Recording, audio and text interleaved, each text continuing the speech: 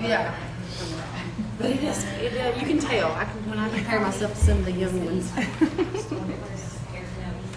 about that.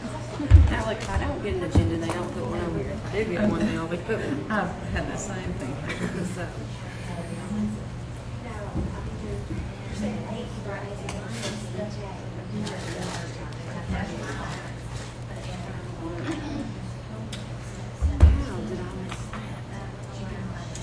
what did you miss? that? Yeah. Sorry about your luck.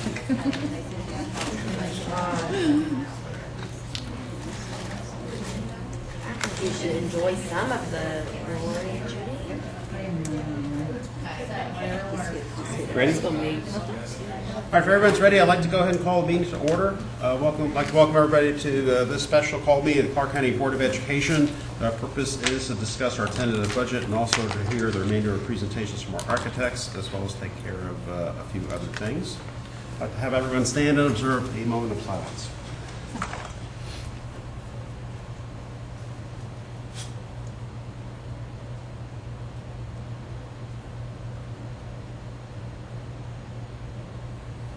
Now the pledge.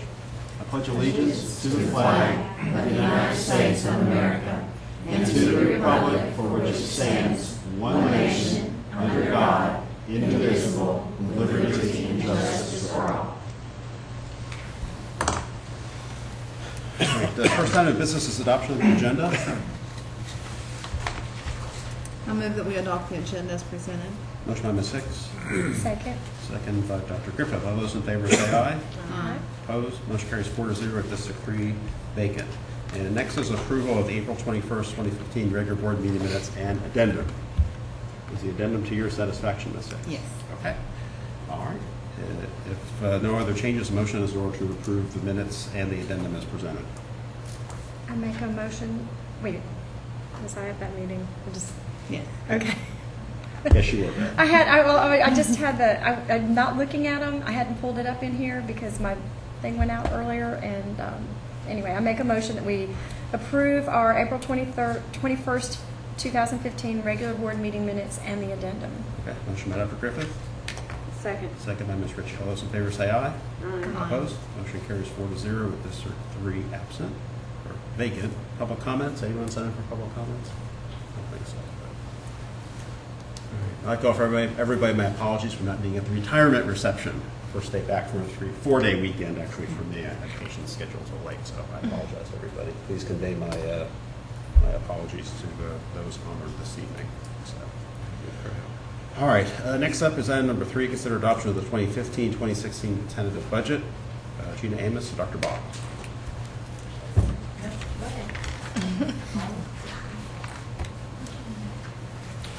Well, good evening. It's evening. always a pleasure to be here, and this evening we're going to look at step 2 of your fiscal year 2016 budget development.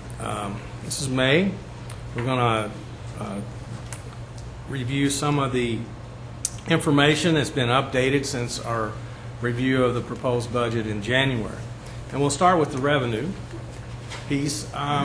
And just to very briefly remind you that 2 very critical pieces to determining the amount of revenue that will be allocated to the district through the SEEK allocation formula. The 2 critical pieces are number of students and average daily attendance at the end of the current school year, and 2, the value of property, or the assessment, total assessment of property in Clark County subject to school taxes.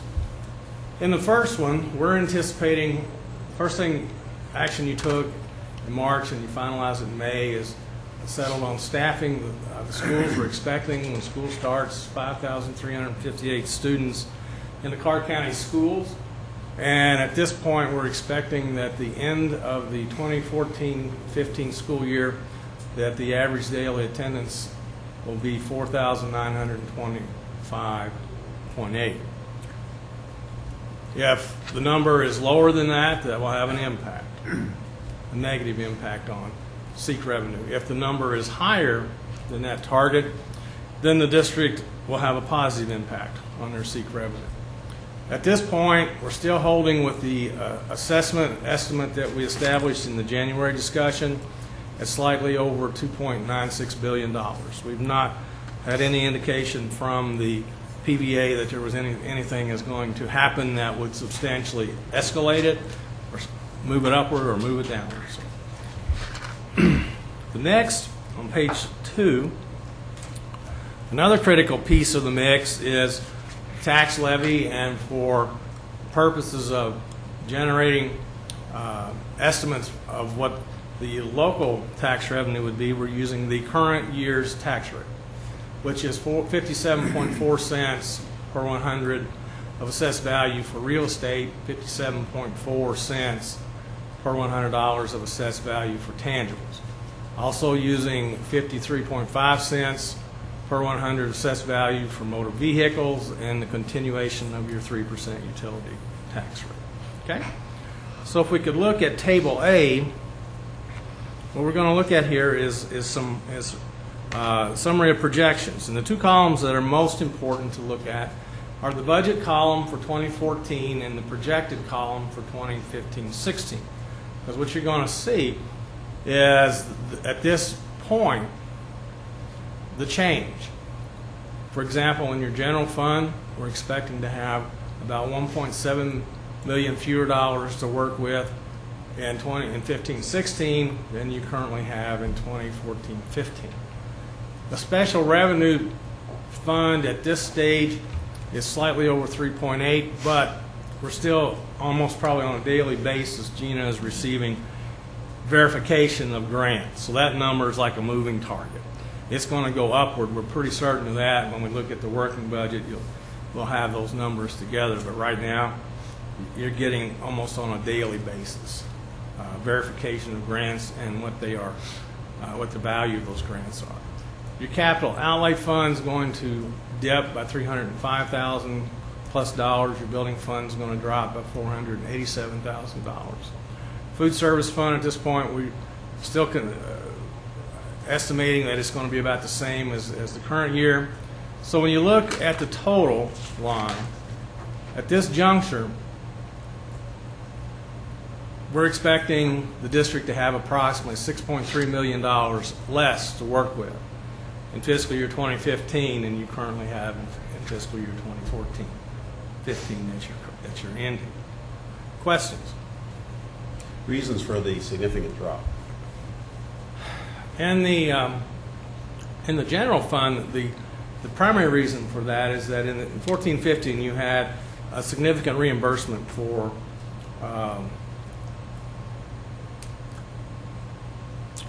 some advance payments you had made for architectural services.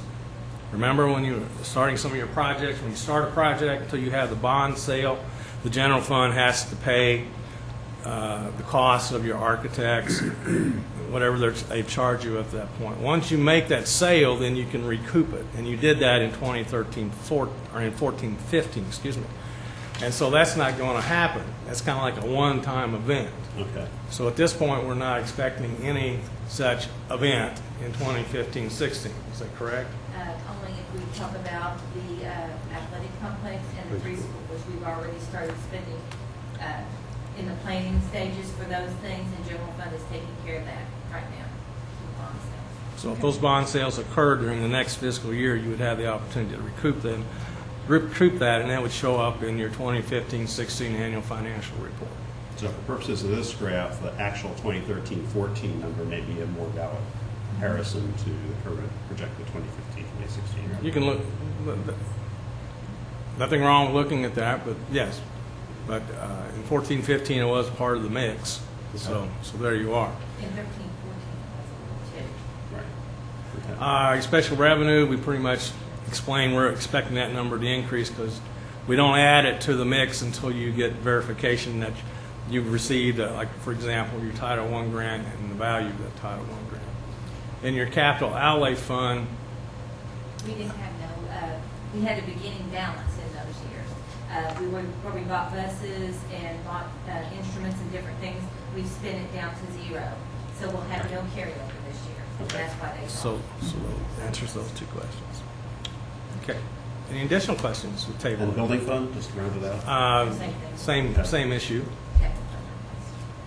Remember, you have two capital funds, your building fund and your capital outlay fund, and you've chosen to use any dollars not needed for debt service for other capital needs that the district has. Okay, page 3, table B, looks at the difference from January, which is the draft 2015-16, and the projected, which is May. Now, we're anticipating that your general fund is going to drop slightly by about $157,000. And the answer for why that is we have, from January to May, we lowered our estimate on average daily attendance. Right. Okay? We dropped it about 30 students, actually. And you can see in the other categories, there's very little, and so a capital outlay fluctuates by about the same. Actually, you can tell from that we lowered it by 33 students because your capital outlay dollars are always ADA times $100. And it also had an impact then on your building fund. So across all funds from January to May, we're at this point expecting the revenue to decrease by $217,000 from our January look to our review here in May. If you look at table C, when you look at the state general fund, revenue fund, there you can see it. But we're not projecting at this point. We still think you're going to end or begin July 1, 2015 with a balance of $9 million. We don't see nothing's occurred that we want to change the projected local general fund revenue, a slight decrease in the state, no change in federal. So the bottom line is general fund in May, we're projecting to be about $157,000 less than what we projected it to be in January. On page 4, let's kind of change gears and discuss expenses. In table D, we're looking at your debt service. And your debt service for 15-16 is scheduled to be slightly over $3 million. Now, your recurring revenue from your two capital funds is going to be slightly over $4.19 million. So you have an uncommitted remaining balance of $1.095 million.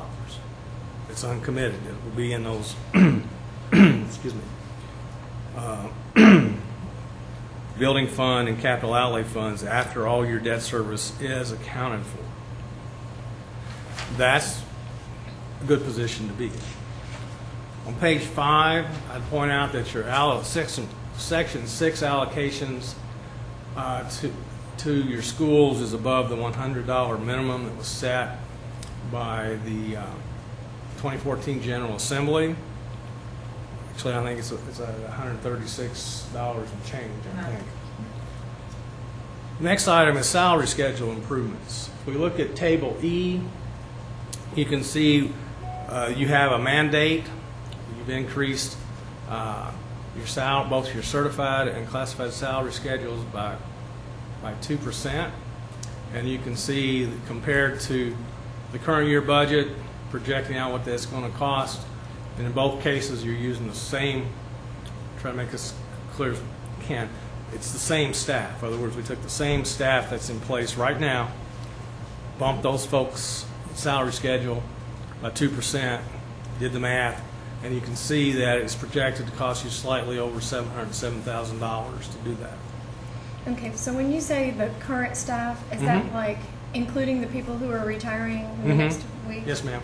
So when they leave and they're replaced by somebody else, That those number will numbers will fluctuate. change. Okay. When we right. look at the working budget, we'll see some fluctuations. We're kind of entering the period of where change happens. Right.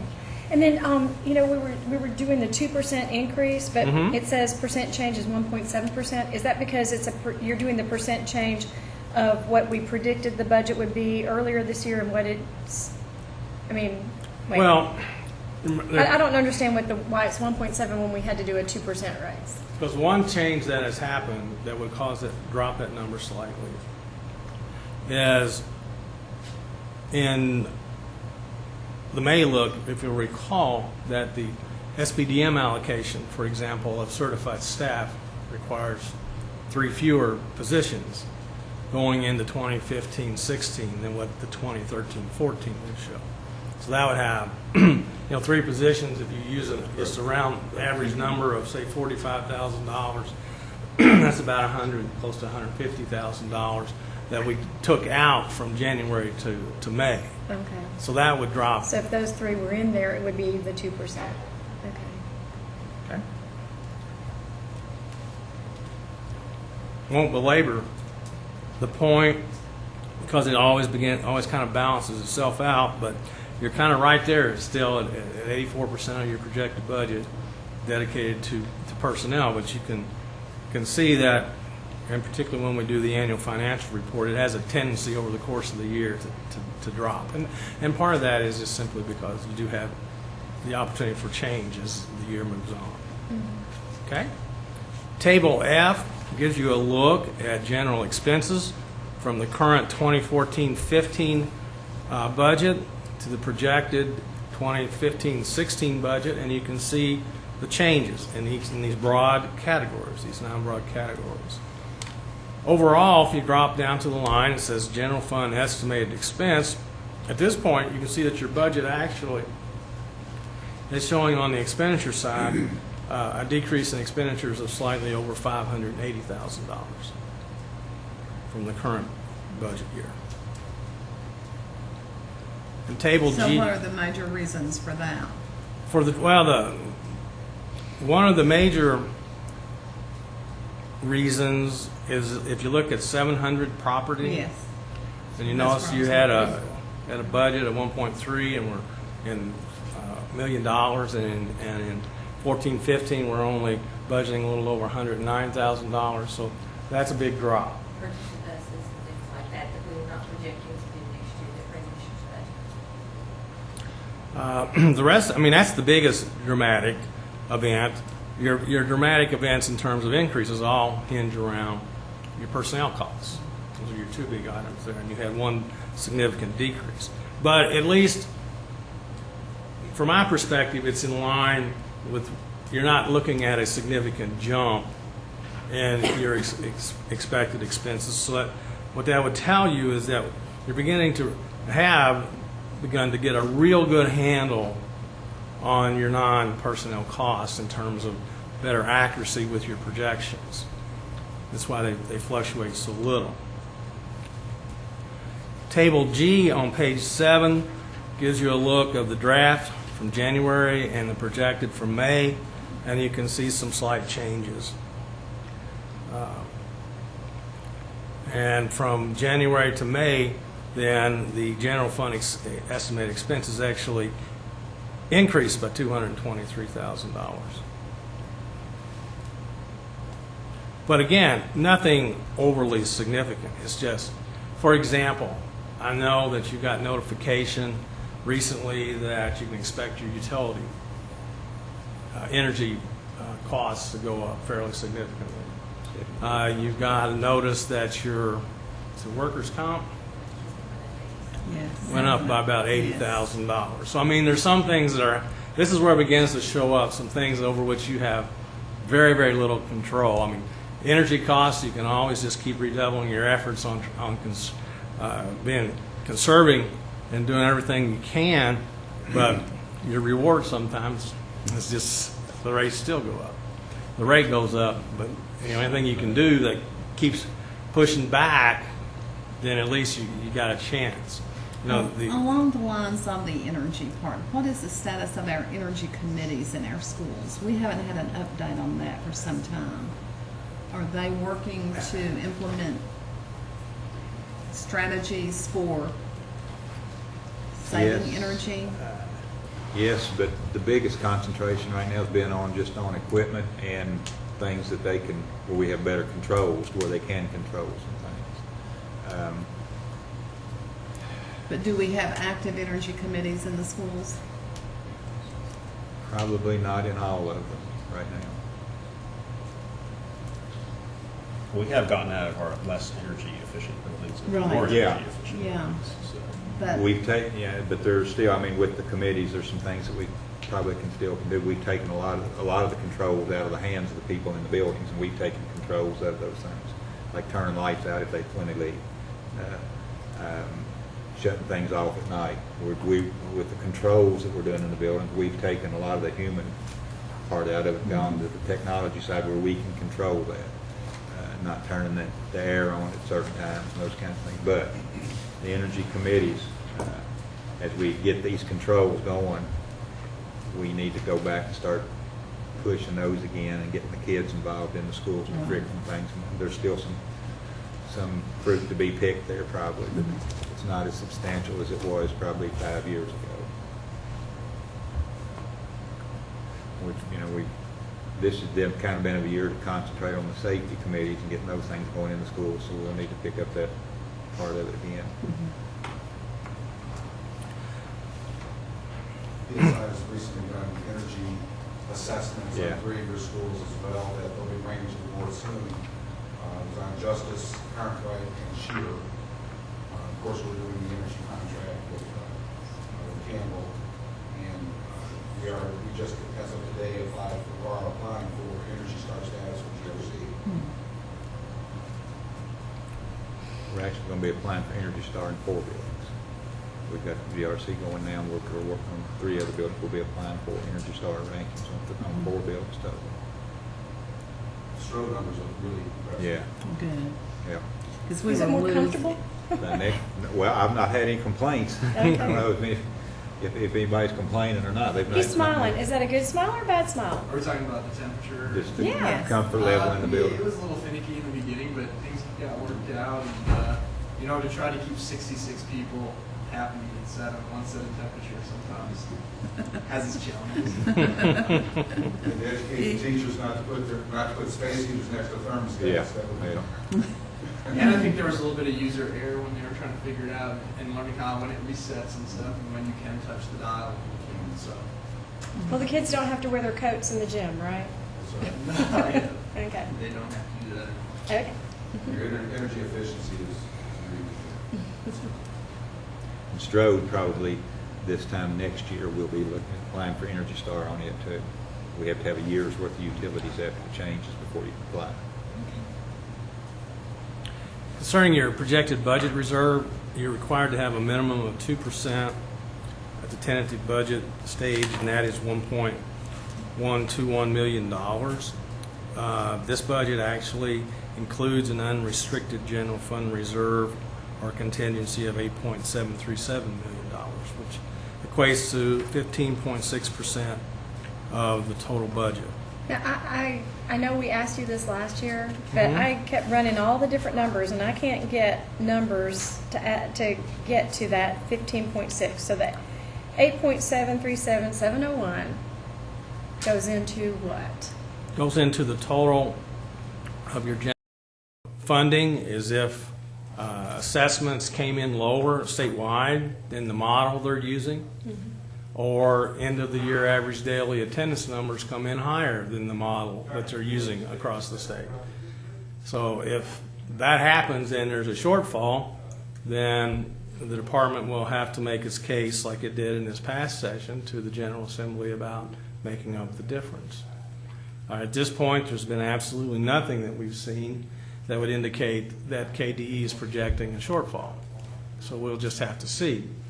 Hopefully it won't, but if it did, you don't need to go into panic mode and figure out what you could do in March and April that would significantly reduce your expenditures to make up the difference.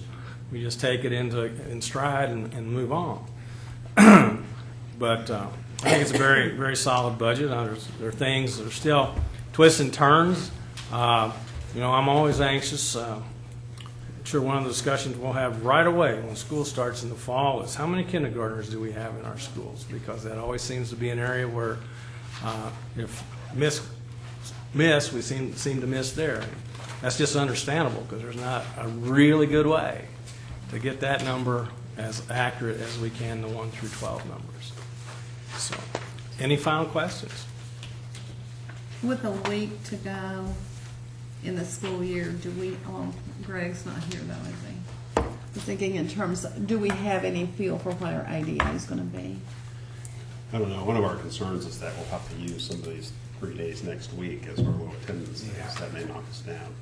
So that was a concern when we were discussing when to set the, amend the calendar. You know, I think it can affect this, so we won't know until it's done. But I think it is last one, we were down about 0.3%. I'm not sure if that was in the. I think ADA is definitely going to be lower this year than the previous year. Yeah, because last year Without any was, question, so. yeah, was a I know. record for our Yeah. district. Yeah, and GRC's had a lot of low attendance days this past month.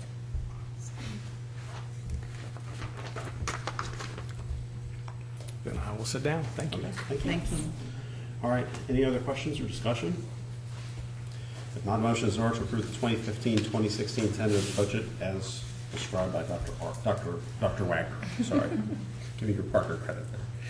I move that we adopt the 2015-2016 tentative budget as presented.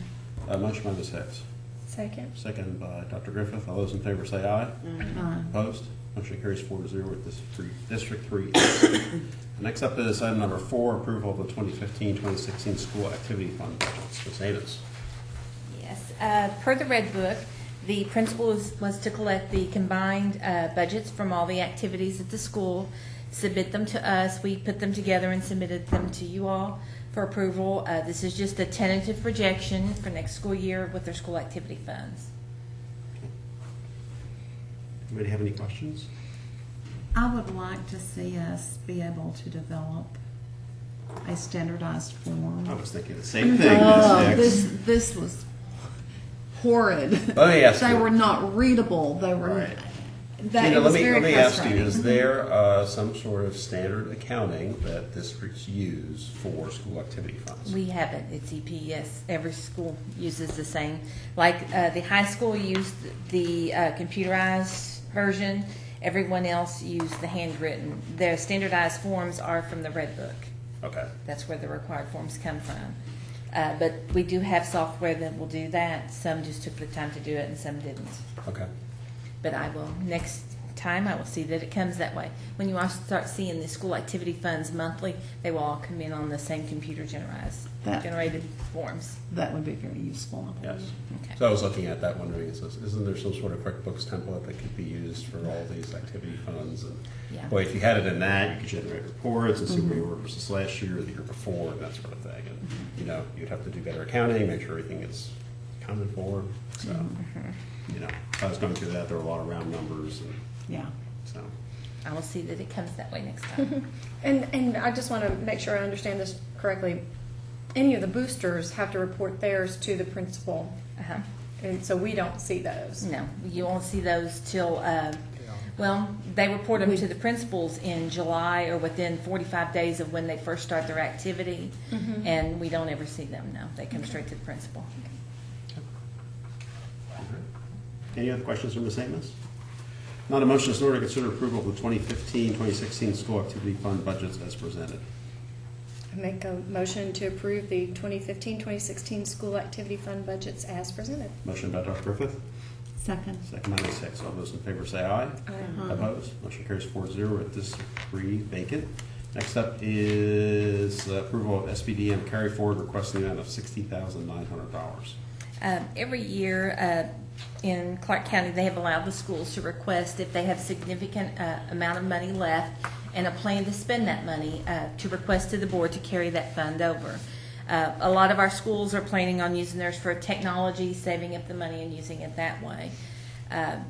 The funds we will mark as committed on our annual financial report. It just kind of saves our fund balance. A lot of the schools in there included their Fund 2 accounts. Fund 2 accounts automatically roll. What we're talking about now is general fund. There's Section 6 money. Right. Okay. Every school who proposed to do this had a plan for the money, so that's fine. So that means the schools that didn't submit anything don't have any carry forward? They plan on spending all of theirs. Okay.